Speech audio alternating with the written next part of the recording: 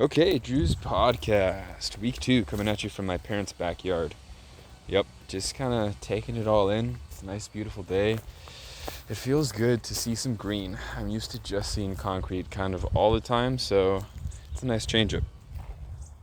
But on today's menu, we are talking about many things. Many things. And again, I love to speak on topics because I have a lot to say. So this is great. But let's get into it. On the topic of a check-in, yes, or the check-in that we have, as far as the syllabus and the interactions between us all as a class, I feel like it's been really nice. I really, again, enjoy the format of being able to just speak out loud and, interact in an honest way. And I didn't get to hear everyone's uploaded audios or anything like that. I wasn't able to listen to everyone's discussions, but I really did appreciate just hearing everyone's kind of honest take on where their life was and what they're studying and where they're kind of going. So that was really cool. I don't really have a whole lot of questions. I've just realized that the information that we have is set up in a way that it's easy to process, in that it's not a whole lot, right? Like it's manageable, which is great. Like we're not being asked to read like 15 pages of a book and then another, have a 3-hour movie and then XYZ, which is kind of the norm for a lot of classes. So I feel relaxed in the fact that I can kind of take it all in, but that also gives me enough time to actually kind of meditate on it, think about it, formulate some opinions on it, and let it sink in, which I really like. So continuing to look forward to that. No worries really. If anything, I'm just more excited and looking forward to the rest of the information, because again, I have a little philosophical heart inside, and it feels nice to be amongst the works of people that have just questioned things or have just delved extremely inward, like we actually talked about today with Mr. Rene Descartes. But before we get there, the allegory of the cave, I thought it was just a really good way of portraying the differences between, or not even the differences, honestly. It's just an interesting way to think about life in general. And it's not the first time that I've heard about it. I actually watched it was kind of like a podcast on YouTube. It's The Diary of a CEO. That's the name of the podcast. So credit due where credit is due.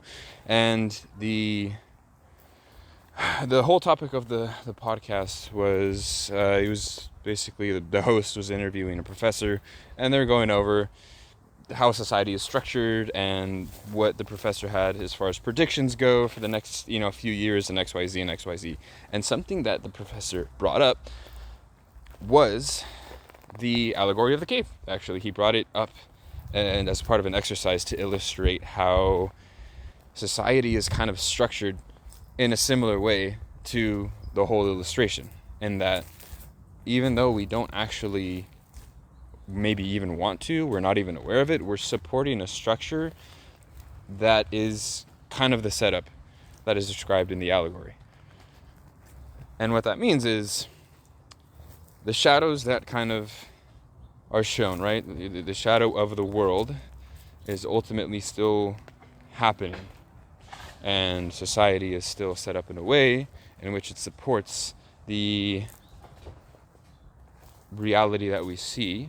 Or say, like, if we are the people that are chained, we're taking on roles naturally that support the whole framework of the shadows, just by and large, like by itself. And that was a cool take on it. I mean, that actually got me thinking about it. That was my first introduction to it. So going over it again today, I've just had a little bit more time to kind of process it. And overall, I do feel like I've left the cave a little bit, but I wouldn't say that I've just gone into the light. I feel like it isn't that simple.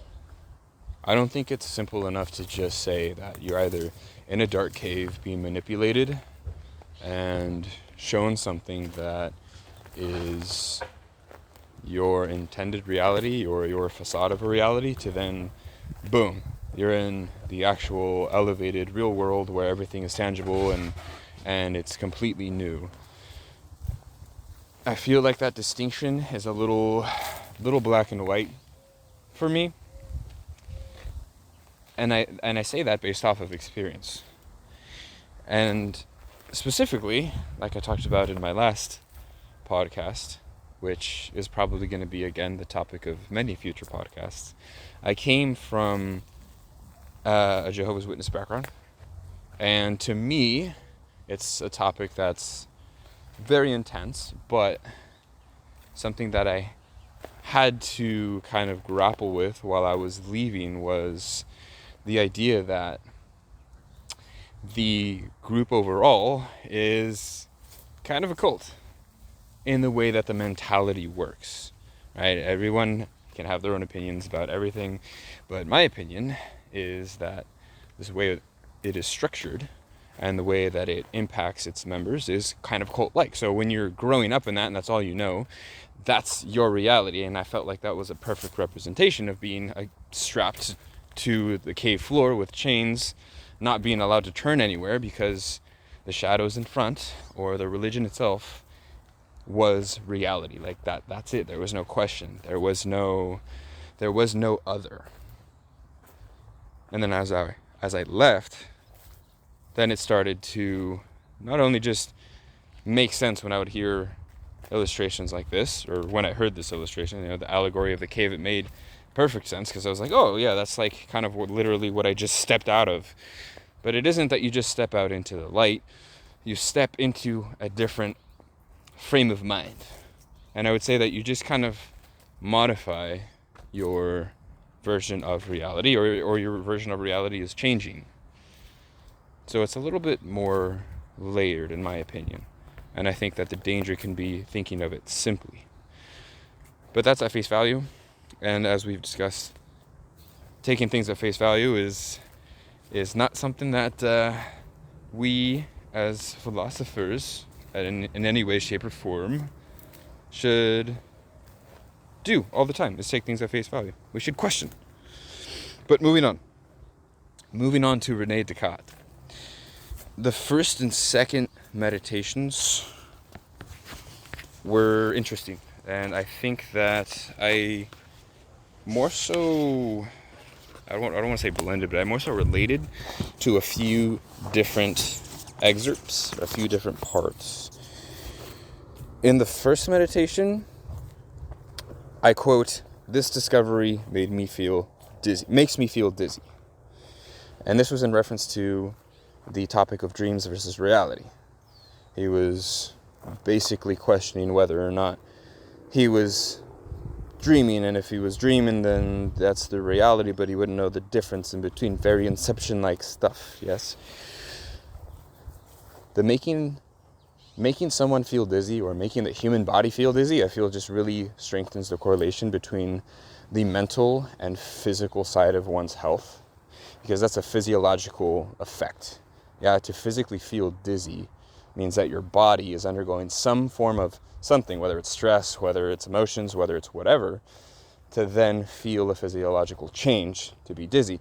And that just kind of clicked for me, and it just made things feel very real and very tangible, because regardless of wherever Descartes was going at that moment, there was this almost like an intrinsic connection between emotional and mental and the physical, which to me just proves a little bit more that there are layers to people, there's layers to life, but they're all interconnected.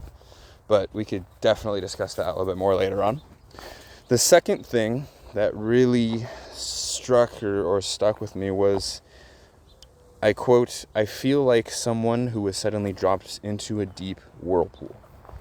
Again, not again. This was kind of at the start of the second letter, or the second meditation, where he's basically getting himself back into that frame of mind of I don't want to say disconnection, but of just taking everything apart. And that's how he felt going into it. He felt like he was drained. He felt like it was just really intense. and that he didn't know which way was up or down, but he was basically forcing himself to get back to a place where he could, again, do that real deep self-reflection, deep work. And that was very real. As I guess you could say that the things that stuck out to me were the very human reactions, right? So feeling dizzy, or feeling that you're so drained that you don't know which way is up or down, in response to deep meditative work, in response to deep reflective work.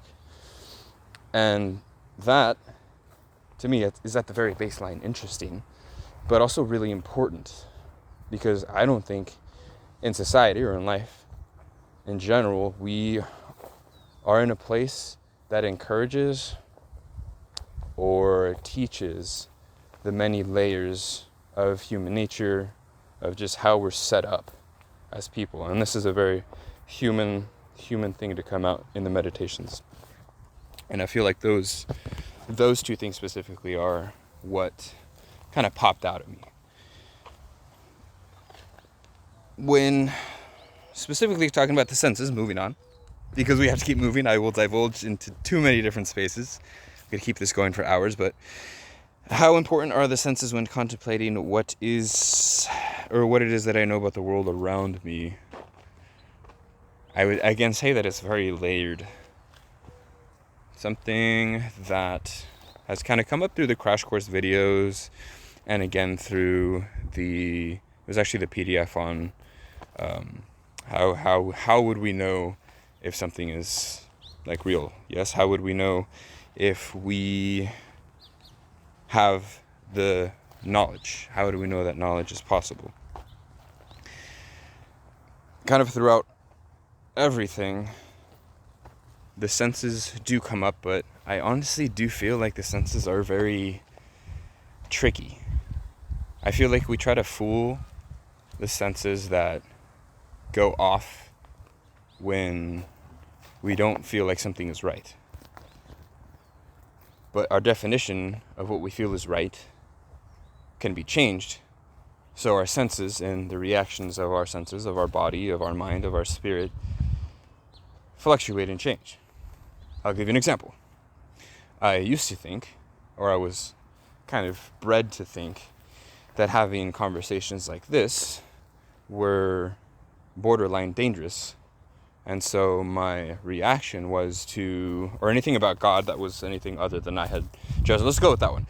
I used to think, or was bred to think, that any conversation about God, other than what the beliefs I was told to hold, was a dangerous conversation, was a tricky conversation, was a conversation that I needed to manage and hold and, disprove of the other person, if needed. And that's where my senses would leave me. I would get almost tachycardic, I would get kind of nervous, and then I was like, oh my gosh, this conversation is very tricky, I don't feel good. But now, when that conversation comes up, I'm more intrigued. I am more curious and inquisitive, and I want to get in those conversations now. So my body doesn't really have the same reaction. My mental space doesn't have the same reaction. But that's based off of just the experience and the process that I've been going through for the past few years now. So it's tricky. Everything is intertwined. And it's a whole learning process. And I feel like it's just going to continue to be that until either A, I'm not breathing anymore, or B, I'm not breathing anymore. So as far as that goes, I feel like senses are a multi-layered process. But they inherently make us human. Well, it looks like that was everything that was on the plate for today. I appreciate the time that you've spent with me, if you've stuck around for the whole shebang, which is at this point 14 minutes. So that was a 14-minute, that's double the time of last week. I'm going to work on kind of just maybe getting some bullet points going, and I don't know, try to structure these podcasts a little differently. But again, I think my goal is to have everything just be uncut, raw, because that's where I think the bitterest or the best truths are. So we'll catch you next week on Drew's podcast.